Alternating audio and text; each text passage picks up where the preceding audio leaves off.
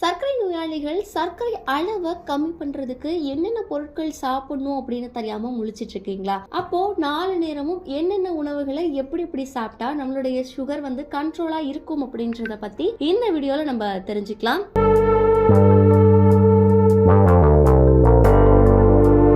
சர்க்கரை நோய் அப்படின்னு வரும்போதே இப்போ இருக்கக்கூடிய பெரும்பாலானோருக்கு இந்த சர்க்கரை வியாதி இருக்கு. முன்னாடிலாம் ஏஜ் அதிகமானாதான் சர்க்கரை நோய் வரும் அப்படின்றத தாண்டி இப்போ இளம் தலைமுறையினருக்குமே இந்த சர்க்கரை நோய் அப்படின்றது சாதாரணமா காணப்பட்டு வந்துட்டு இருக்கு. ஸோ அந்த வகையில எல்லாருக்கும் என்னென்ன உணவுகளை எடுத்துக்கணும் அப்படின்றதே தெரியாம இருக்கு. சர்க்கரை நோயாளிகளுக்கு ஒரு பொதுவான ஒரு விஷயம் என்ன இருக்கு அப்படின்னு பார்க்கும்போது, நீங்க பழம் எடுக்கிறீங்களோ இல்ல காய்கறி எடுக்கிறீங்களோ எது சாப்பிட்றதா இருந்தாலும் உங்களுடைய உணவுல, அதாவது அந்த பொருட்கள் கிளைசமிக் குறியீடு அப்படின்னு சொல்லக்கூடிய குறியீடு நீங்க கம்மியா இருக்கா அப்படின்றத பார்த்து தான் சாப்பிடணும். சப்போஸ் கிளைசமிக் குறியீடு அதிகமா இருக்கு அப்படின்ற பட்சத்துல அதை நீங்க கொஞ்சம் சாப்பிட்டா உங்களுடைய சர்க்கரை அளவு பல மடங்கு இன்க்ரீஸ் ஆகும். சரி, ஓகே. இப்போ நம்ம காலையில டைம்ல என்னென்ன சாப்பிடலாம், மதியம் என்னென்ன சாப்பிடலாம் அப்படின்னு பார்க்கும்போது, காலையில நீங்க எழுந்த உடனே காஃபி, டீ அப்படின்றத குடிக்கிறத விட்டுட்டு நீங்க வெந்தயம், நெல்லிக்காய் தூள் இது எல்லாமே ஒரு கிளாஸ் தண்ணீர்ல கலந்து குடிச்சிட்டு வரலாம். இல்லைன்னா நீங்க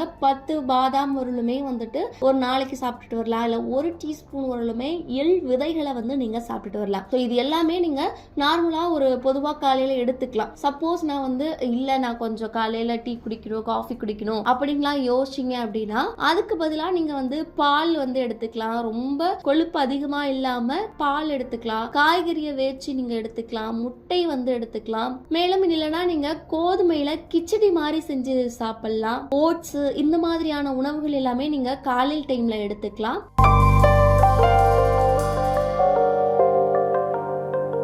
மதியம் அப்படின்னு பார்க்கும்போது நீங்க சாலட் மாதிரி எடுத்துக்கலாம். இல்லைன்னா மோர் நீங்க உப்பு கலந்து லஸ்ஸி மாதிரி கூட கலந்து குடிச்சிக்கலாம். இல்ல ஃப்ரூட்ஸ் சாப்பிட்டுக்கலாம். ஸோ கிளைசமிக் குறியீடு கம்மியா இருக்கக்கூடிய ஆப்பிள், பெர்ரி, கொய்யா இந்த மாதிரியான பழங்கள் எல்லாத்தையுமே நீங்க ஆட் பண்ணிக்கலாம். மதியம் நீங்க ஃபுட்டா எடுத்துக்கணும் அப்படின்னு பார்க்கும்போது அதே மாதிரி சப்பாத்தி எடுத்துக்கலாம், ஃப்ரூட் சாலட்ஸ் எடுத்துக்கலாம். இல்லைன்னா நீங்க நான்வெஜ்ல கோழிக்கறி கூட எடுத்துக்கலாம். ஸோ இந்த மாதிரி உங்களுடைய லஞ்ச் டைம் நீங்க ஃபுட்ஸ் எடுத்துக்கலாம். இதுவே ஈவினிங் ஸ்நாக்ஸ் அப்படின்னு பார்க்கும்போது இந்த பருப்பு வகைகள், கொண்டை கடலை, பாசிப்பருப்பு இந்த மாதிரி சோளம்லாம் சேர்த்து நீங்க அதை முளைக்கட்டி வச்சு இல்லைன்னா நார்மலா வச்சு சாப்பிடலாம். இல்ல அப்படின்னா அதை நீங்க ஒரு சாலடா ரெடி பண்ணியும் சாப்பிடலாம். ஸோ இதையுமே நீங்க மாலையில ஸ்நாக்ஸா எடுத்துக்கலாம். இரவு உணவு அப்படின்னு பார்க்கும்போது அதே மாதிரி சப்பாத்தி எடுத்துக்கலாம். மீன் சாப்பிட்றீங்கன்னா மீன் சாப்பிடலாம். பருப்பு வகைகளை எடுத்துக்கலாம். முளைக்கட்டிய பருப்பு வகைகள்ல நீங்க